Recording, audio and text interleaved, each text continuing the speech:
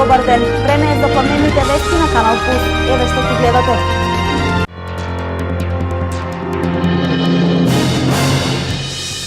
Свечена седмица на Универзитетскиот сенат со гости од Македонската академија на науките, промоција на почесни професори и доделување почесни докторати. Универзитетот Гоце Делчев денес слави 8 години постоење.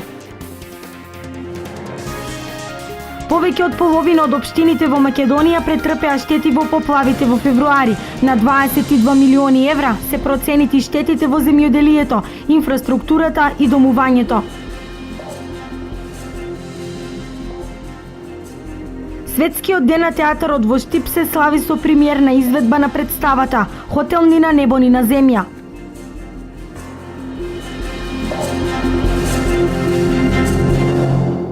Корисниците на општествени станови кои имаат договори за закуп кои треба да се обноват, најдоцна до 31 март треба да достават барање за откуп или закуп на станот. Сите подружници на акционерското друштво за изградба и стопанисување со стамбени деловен простор ќе работат во сабота и недела од 10 до 14 часот. Оттаму апелираат да се запази рокот за доставување на документацијата.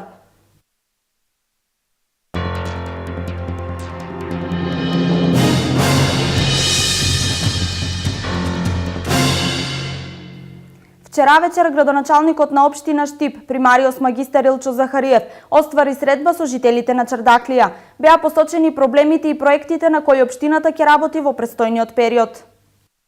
Градоначалникот на општина Штип, примариус магистар Илчо Захариев, ја продолжува својата мисија за средба со граѓаните, опфаќајќи ги сите урбани заедници и приградски населби. Првиот човек на општина Штип оствари средба со жителите на населбата Чардаклија, каде ја слушна нивната иницијатива за целни проблеми и потреби, но најави веќе конкретни проекти на кои ќе се насочи општината. Значи вечера сме во нашата урбана заедница Чардаклија. Тоа е влезот на нашиот град од правецот на Источна Македонија. Ќе разговараме со жителите на урбана населба што е тоа што ќе го правиме во 2015 година. Секој сакаме на лице место да слушнеме од нив кои се нивните приоритети и што е тоа што тие мислат дека треба да направиме. Ќе разговараме за другите проекти кои ги направиме значи во близина на селбата и во градот. Верувам дека ќе има конструктивни дискусии и лично мислам дека кога одиме на терен, најреално ги согледуваме состојбите. Така да она што самите жители ќе го презентираат и тоа што ќе побараат, мислам дека е многу автентично. И досега да речеме остваривме некаде околу 30 средни урбани заедници, 500 дека луѓето се многу позитивни од тоа што е направено, имаат добри предлози, дел од тие предлози се остварливи и верувам дека ќе ги реализираме. Водоводот е приоритет и асфалтирање на улиците и гробиштата секако, затоа што гробни места веќе немаат во старите гробишта, значи мора да се најде нова парцела. Тука сме веќе во фаза на наоѓање на простор, асфалтирањето на улиците ќе започне наскоро и евентуално да речеме тротоарски решенија, мислам дека тоа се проблемите и здрава вода за пиење заедно со населбата Балканска и населбата Македонка. Со ова градоначалникот Захариев уште еднаш покажа дека од големо значење е граѓанската иницијатива која ќе адресира работата на општината. Ваквите средби со граѓаните ќе продолжат и во предстојниот период.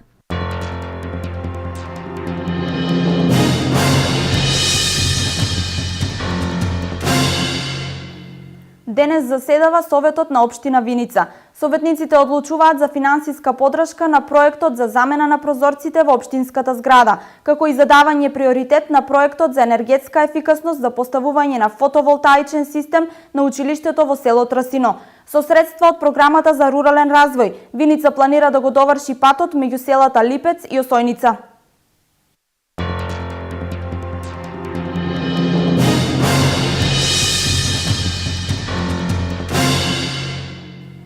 Извештајот за поплавите во Македонија ќе се презентира во Брисел. Од 80 општини во Република Македонија поплавите погодија 43, односно околу 170.000 луѓе, а најголеми се штетите во секторите земјоделство, наводнување, транспорт и домување. Во земјоделството штетите се проценети на околу 13 милиони евра, на системите за наводнување и одводнување околу 5 милиони евра, а штетите во секторот на транспорт се ценат на околу 4 милиони евра. Владата прави големи подготовки за сериозна помош и обештетување на граѓаните погодени од неодамнешните поплави, но и за санација на штетите, пред се на локалната патна инфраструктура. Денови веќе заврши процената на штетите од поплавите и потоа ќе се пристапи кон реализација на помошта, истакна министерот за транспорт и врски Милејана Киески. На вчерашната седница на Собранието на Република Македонија, посветена на пратенички прашања, Јанакиевски посочи дека Агенцијата за државни патишта веќе почна со санација на дел од мостовите, кои се на регионалните патни правци, во соработка со Министерството за животна средина и просторно планирање и со вице-премиерот Владимир Пешевски се прават последните координации за правење акцијски план за чистење на реките. Тие ќе бидат предмет на чистење во текот на летниот период, бидејќи сега кај најголем дел од реките е невозможно да се прави санација или продлабочување на коритото поради големиот водостој. Тој додаде дека со акцијскиот план ќе биде прецизирано точно на кој потек од реките ќе се интервенира во летниот период, а акцент ќе се стави на сите речни корита кои беа повеќе оштетени во текот на поплавите, како што беше и случајот со реката Црна. Санацијата најверојатно ќе се спроведува преку Дирекцијата за заштита и спасување, прецизираше Јанакиевски.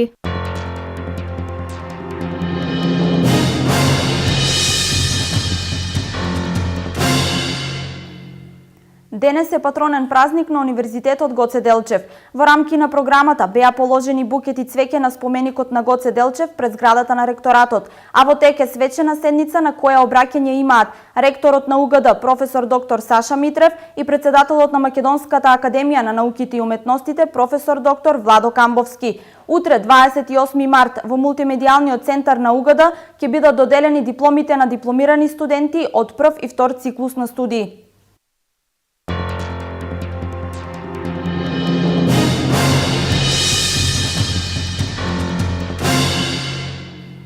Од 15 март стапија на сила измените на Законот за работни односи, со кои се овозможува фондот на осигурените лица на кои им престанал договорот за вработување на определено време да продолжи да им го исплаќа надоместокот на плата за време на породилното отсуство. Ова е дел од владиниот проект за побрза исплата на надоместоци за боледување и породилно отсуство.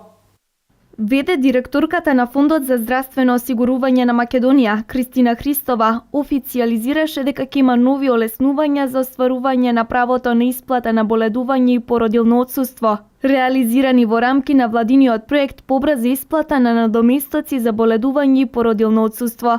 Од 15 март стапија во сила измените на Законот за работни односи со кои се овозможува на осигурените лица, на кои им престанал договорот за вработување на определено време, фондот да продолжи да им го исплаќа надоместокот на плата за време на породилното отсуство. Доколку работодавецот не им го продолжи договорот за работа, тие имаат право на надоместок од фондот за породилно отсуство за негово целосно време трајање. Директорката Христова посочи дека за сите нови барања за породилно отсуство, поднесени од 16 март, важат досегашните законски одредби за остварување на правото, но сега со загарантиран надомест за лицата вработени на определено време.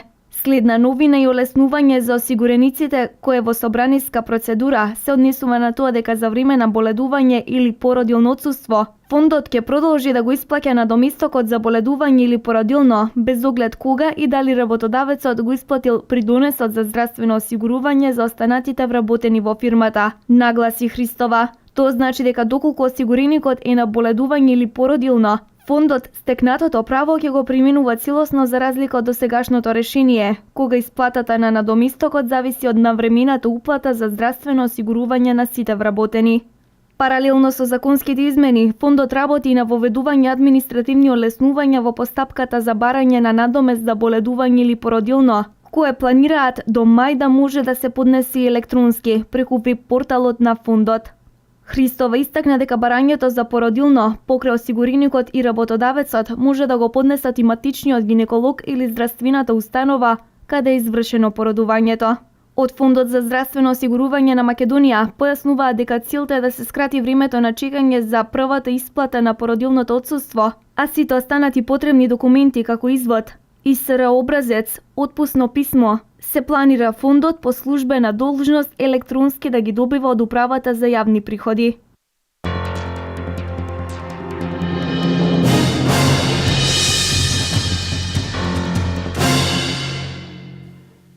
Денес е светски ден на театарот. Во Штипскиот народен театар вечерва ќе има премиерна изведба на представата Хотел ни на небо ни на земја, во режија на Љупчо Ѓоргиевски и во изведба на актерската екипа на театарот во Штип. Представата бара одговор на прашањето што му се случува на човекот после смртта. Од 1962 година, 27 март се слави како Светски ден на театарот. Се прославува на различни начини во речиси 100 национални центри низ светот, од многу членови на Светската театарска заедница. Му посакувам на театарот, пред се, на оној кој што се отелотворува преку своите адоранти, преку оние кои што се непосредни чинители и оние кои што се негова публика, да го слават овој ден. Оти на вистина театарот му треба на народот, му треба, реков, и на оние кои што се обдарени творечки и оние кои што можат творештвото нечие да го перципират, бидејќи театарот е духовен вожд, бидејќи театарот знае и може да го доведе и оној кој што го чини, и оној кој што го перципира во ситуација да ги селектира своите афекти.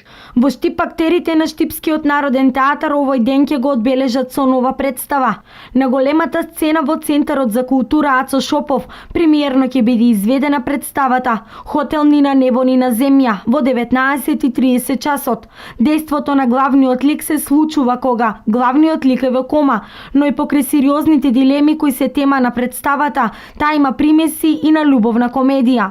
Ги поканувам сите љубители на театарот да повелат вечер во 19:30 часот да ја проследат новата представа, премиерната на представата Хотел ни на небо ни на земја во режија на Љупчи Гергиевски по текст на Ерик Емануел Шмидт. Традиционално секоја година на Светскиот ден на театарот, пред да започне било какво одбележување, во примерот со Штип, пред премиерата ќе биде прочитана специјална порака за сценската уметност. Оваа година светската порака ја напиша полскиот режисер Кшиштоф Варликовски, додека македонската порака по повод Светскиот ден на театарот е од страна на македонската млада режисерка Нела Витошевиќ. Оваа година тие две пораки ќе бидат прочитани во сите театри, така да и во нашиот театар вечерва пред почетокот на представата ќе ја прочитаме и заедно со нашите гледачи ќе прославиме Светскиот ден на театарот со најновата премиера на Штипскиот театар. До крајот на годината Штипскиот народен театар планира да биде изведена уште една представа.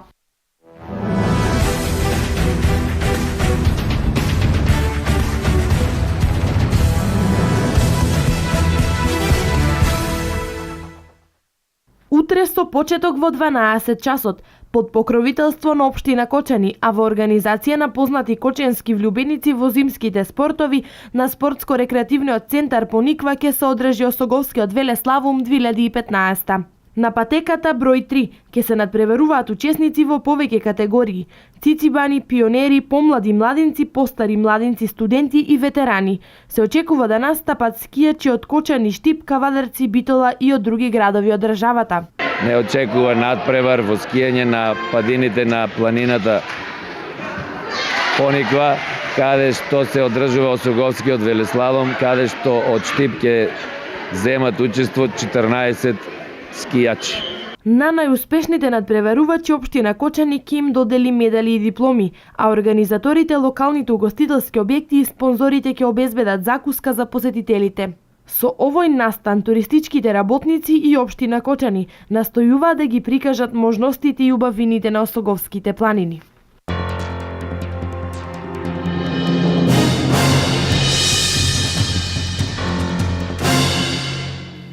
Ова е се во ова информативно издание на Канал Плюс. За крај видете какво време ќе имаме денес и во наредните денови. А за сите настани и актуелности на истокот гледате во дневникот во 16:30. Пријатен ден!